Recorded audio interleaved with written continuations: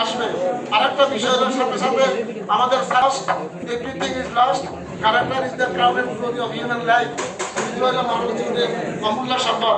আমরা এই ঐক্যের শক্তির সাথে সাথে যদি আমাদের সার্বিক শক্তিকে যদি কাজে লাগাতে পারি, ইনশাআল্লাহ মানুষ আমাদের চরিত্র দেখে ইসলামের কথা আসবে।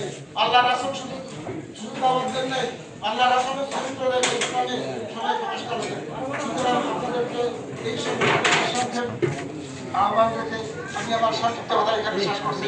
আসসালামু আলাইকুম ওয়া রাহমাতুল্লাহি ওয়া বারাকাতুহু।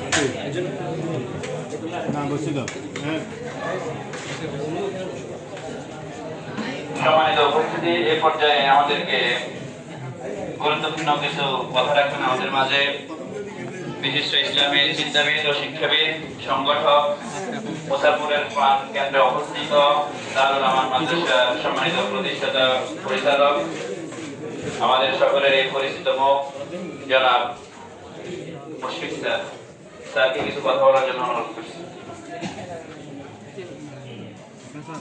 أعوذ بالله